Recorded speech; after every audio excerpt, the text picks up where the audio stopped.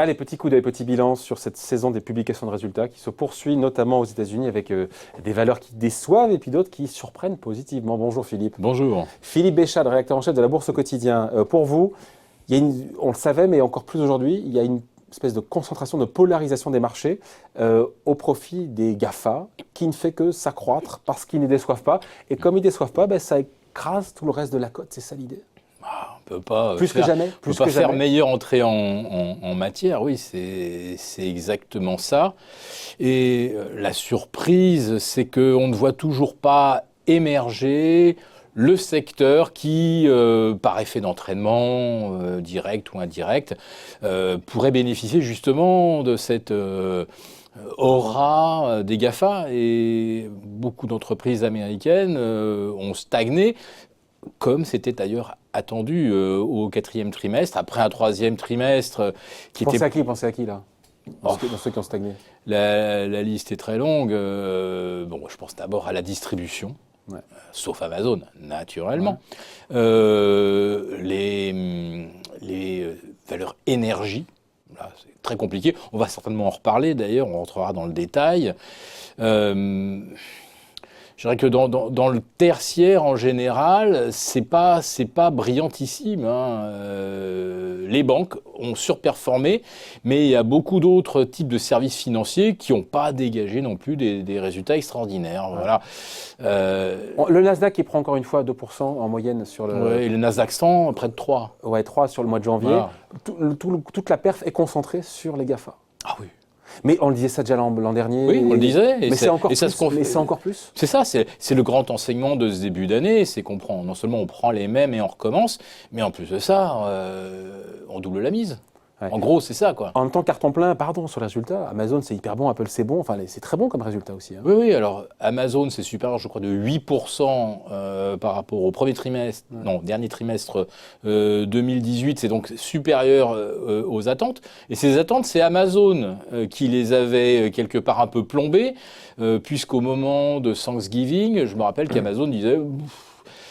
pas l'impression de vivre quelque chose d'extraordinaire, on va être prudent, et puis finalement, ils ont battu des records, ils sont à 85 milliards de chiffre d'affaires sur le quatrième trimestre, bien au-delà des estimations, bénéfices donc supérieurs de 8% aux attentes. Sur Apple, c'est à peu près du même ordre, presque 8% de mieux que prévu, 2 milliards de plus. Donc quand vous faites le cumul des bénéfices qu'on n'attendait pas chez Amazon, qu'on n'attendait pas même dans les anticipations les plus optimistes sur Apple, vous avez une accumulation de milliards, plus Microsoft, plus IBM qui revient dans le vert. Bref, ces quelques géants occultent le fait qu'il y a au moins 40% d'entreprises américaines dont les résultats sont en baisse. Ah. Voilà. 40% de celles qui ont déjà publié. 40%. C'est qui alors? Et alors, j'ai déjà un petit peu cité, donc l'énergie, la grande distrib. Surtout l'énergie. Bon, alors on a vu vendredi Exxon et Chevron décevoir. Schlumberger, c'est quand même le géant des services pétroliers mondiaux. C'est un truc à plus de 100 milliards de capitalisation qui a également très fortement déçu. Ça a été sanctionné par une baisse de 7 ou 8%. Et le pétrole était pas vaillant déjà en fin d'année. Qu'est-ce que ça va être là avec ce début de premier trimestre terrible où le pétrole perd moins 15? Donc je veux dire que la tendance sur les valeurs énergétiques était pas bonne déjà fin 2019 et ça risque pas de s'arranger. Voilà. Et on a comme ça, de proche en proche, beaucoup d'entreprises qui, même en serrant les boulons, n'arrivent pas à vraiment dégager du résultat. Caterpillar également a déçu. Enfin, la liste est qui assez déçoivent longue. en ayant des résultats positifs en croissance, avec moins de croissance, avec des résultats qui sont pour le coup en baisse. Alors on a les deux. On a non seulement des résultats en baisse, on a des chiffres d'affaires en baisse, on a des prévisions et des révisions également à la baisse, donc ça aussi, chaque fois qu'il y a une révision, c'est quand même assez mal reçu, et on voit qu'il n'y a pas de tolérance du tout pour pour ces petits accros dans les perspectives. Quand un marché est cher, en général, chaque nouvelle qui n'est pas très bonne, elle est sanctionnée. C'est le principe de base, c'est le tarif. C'est le tarif, voilà. Et alors, parmi les valeurs qui ont vraiment très bien performé, on l'a su assez rapidement, c'était évidemment les banques. Et les banques qui ont été en fait dopées par la bonne performance des marchés. Voilà. Pas seulement. Les marges, parce que contrairement en Europe où on a des taux zéro et des marges quasi inexistantes sur le crédit, les banques américaines prêtent quand même avec des marges positives pour l'immobilier, plus les 850 ou 900 millions de rachats à crédit de titres par les entreprises, c'est aussi de l'argent qu'ont prêté les banques. Et puis la consommation américaine qui se tient bien, ça donne de l'activité pour les banques. Voilà. Alors une consommation où on s'est posé des questions, effectivement, au moment de Thanksgiving, parce qu'on avait des échos qui n'étaient pas fabuleux. On savait que ça progressait beaucoup sur les ventes en ligne et que c'était pas très brillant sur les ventes physiques. Mais les banques, elles s'en fichent. Le principal, c'est que les clients dépensent. Oui.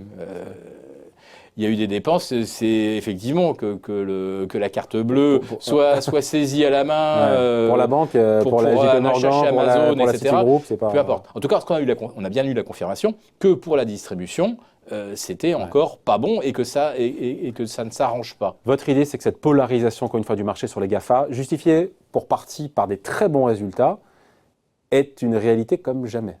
Absolument. Et qu'on ne change pas la formule gagnante de 2019, on l'accentue encore plus. On l'accentue. Il y a des chiffres qui montrent que je ne sais pas que 80% de la hausse du Nasdaq est concentrée sur 5 valeurs, on peut le dire ça? Je n'ai pas les chiffres en tête. Alors, il faut voir le Nasdaq 100. Sur le Nasdaq 100, oui, c'est probablement vrai. Ouais. Et alors, par contre, j'avais vu que sur le S&P 500, plus de la moitié de la performance annuelle, c'était sur 10 titres, dont les 4 ou 5 GAFA ou GAFAM, si on rajoute... Sur la performance 2019. Ouais. Donc c'est juste énorme. Et là, quand je disais tout à l'heure, on est agréablement surpris par Amazon et Apple. Et je vous ai dit, le bénéfice en hausse de 8%. 8%. Attendez, Apple a pris 110%. 110%. Mais vous ne comparez pas la même chose, là. Vous comparez un trimestre avec... Oui, mais grosso modo, les bénéfices d'Apple sur un an, c'est ce qu'on compare. Sur un an, dernier trimestre 2018 à dernier trimestre 2019. 8% pour une valorisation qui a doublé. Voilà. Statique, là. On a du 56% de hausse sur Alphabet, Google. Enfin, on voit que la progression n'a aucun rapport de proportion. L'expansion des cours n'a aucun rapport avec la progression des bénéfices.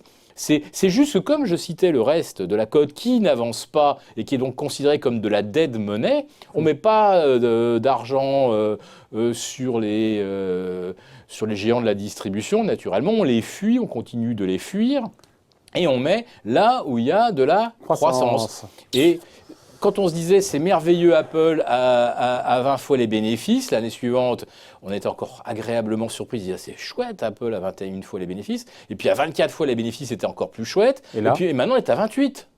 Ouais, mais ça reste pas non plus...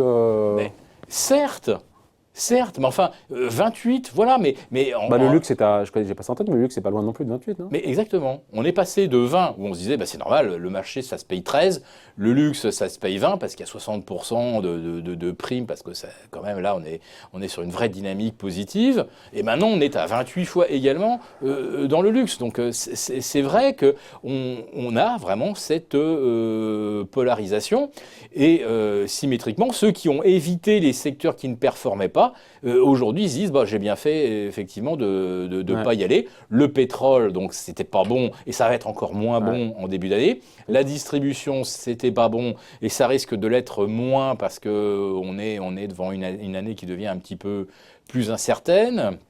La seule chose qui peut éventuellement sauver, c'est que Donald Trump fasse à nouveau un grand cadeau fiscal aux classes moyennes pour soutenir la consommation.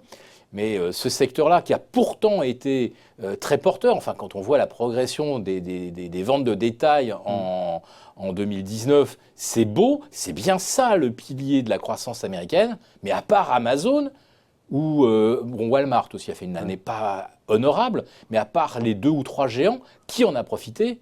Personne. Donc là aussi, on est dans une polarisation. Voilà, et c'était donc l'objet de cette séquence, cette chronique, et du point de vue signé Philippe Béchade, rédacteur en chef de la Bourse au quotidien. Merci Philippe.